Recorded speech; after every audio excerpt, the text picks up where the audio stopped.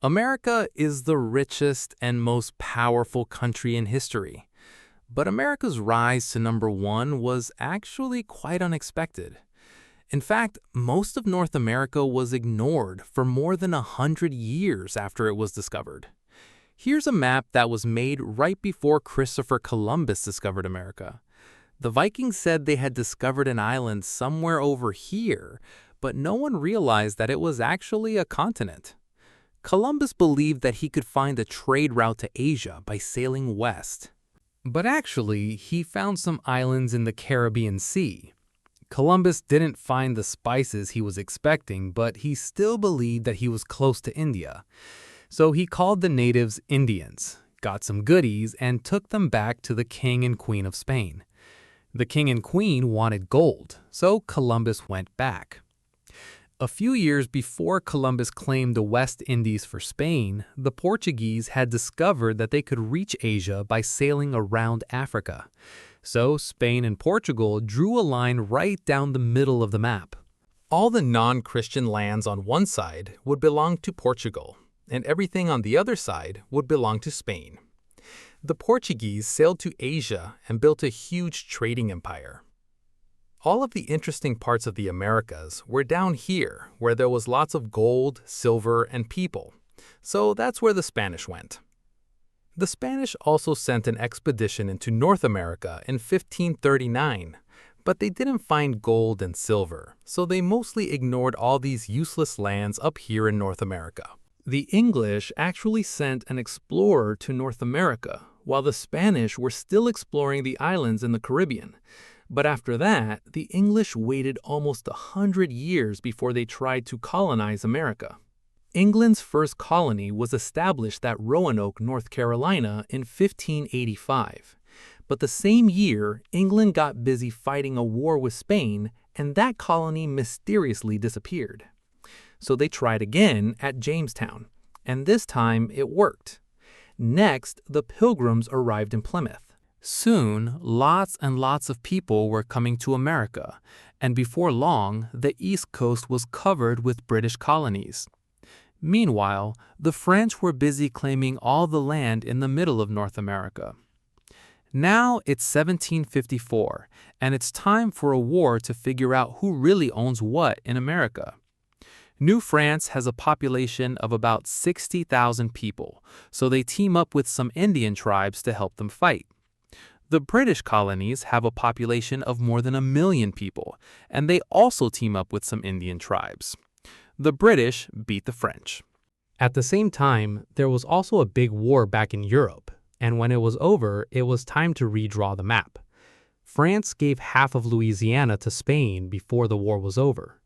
Then, after the war, France had to give the other half of Louisiana to Britain. France also had to give Canada to Britain.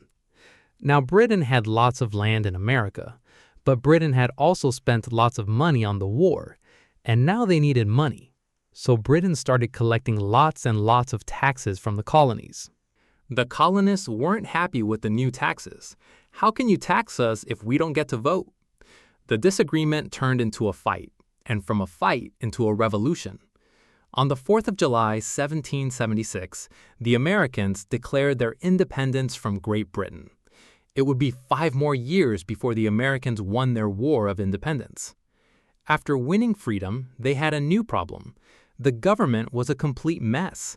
The 13 colonies had essentially become 13 independent countries that were only united in name.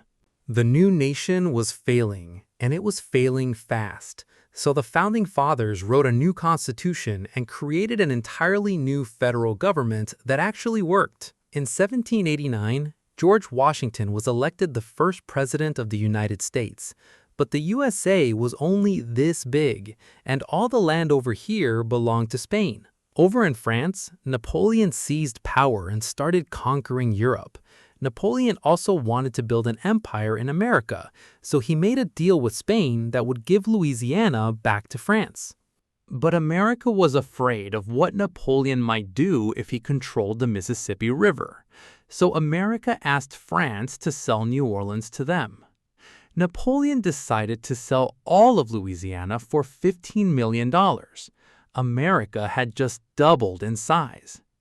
And that was good because America's population was almost doubling every 20 years.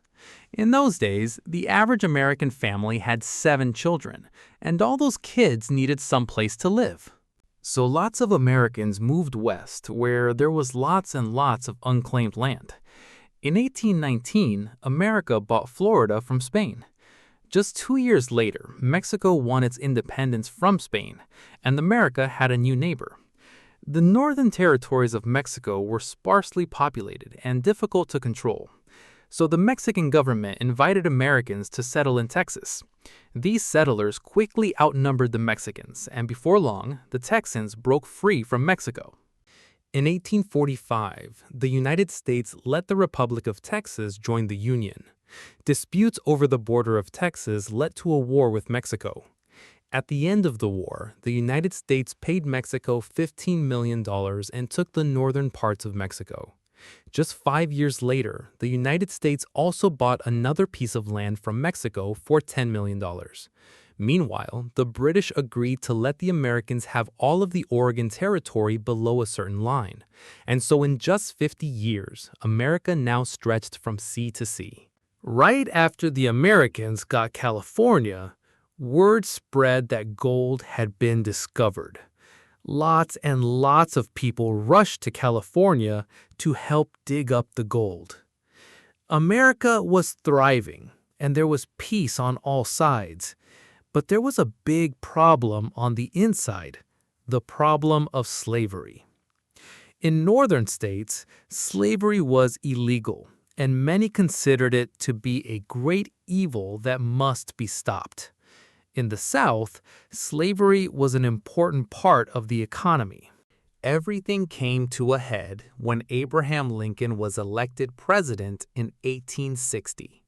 Many people in the South believed that Lincoln would abolish slavery, so most of the slave states separated from the United States. That led to a big civil war. Lots of people died. The North won, the slaves were freed, and the United States was united again. After the Civil War, America bought Alaska from Russia for $7 million. Now America has another huge chunk of land.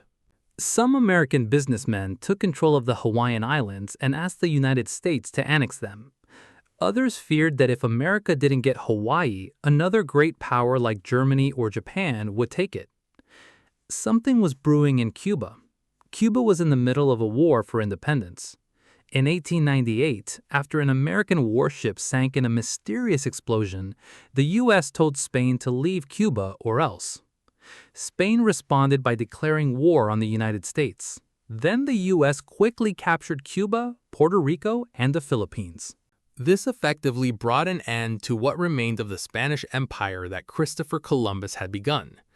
During the Spanish-American War, the U.S. also annexed Hawaii. After the war, Theodore Roosevelt unexpectedly became president. Roosevelt built up the second-largest navy in the world and used it to influence global politics.